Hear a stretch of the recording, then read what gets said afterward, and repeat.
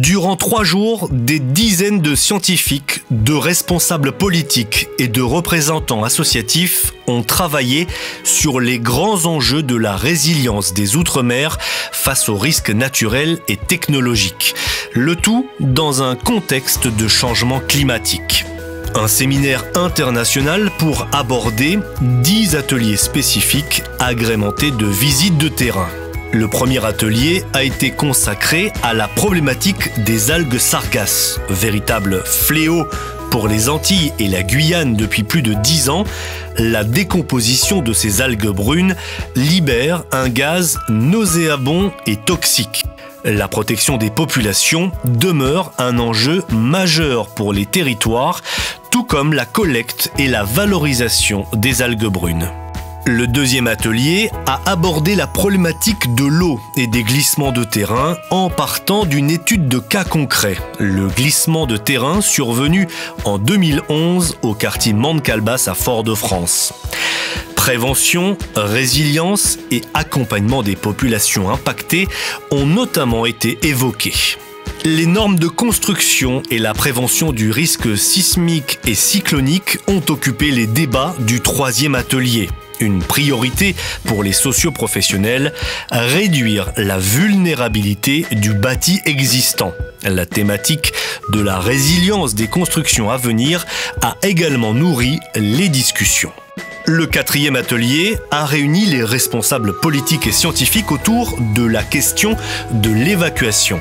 Éruption volcanique, séisme, tsunami, comment préparer les populations? L'évacuation est-elle la seule réponse? Autant de thématiques pour améliorer la préparation des comportements et l'adaptabilité des populations en fonction des événements. Direction le littoral martiniquais pour les participants du 5e atelier. Les équipes du BRGM, de l'ONF, de l'ODE et de la DEAL ont sensibilisé les participants à l'importance de la mesure de l'érosion du littoral. Il a également été question des enjeux de l'anticipation et du partage de l'information en vue d'une gestion résiliente de ce phénomène naturel.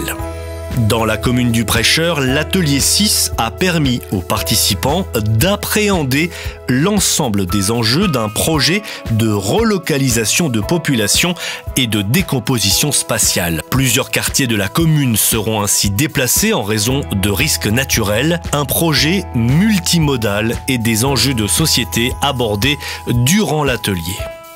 Risques majeurs, cyclone, séisme, tsunami. L'alerte des populations en Outre-mer et l'adaptation de la réponse de la sécurité civile étaient au cœur de l'atelier numéro 7, avec une thématique avant-pendant.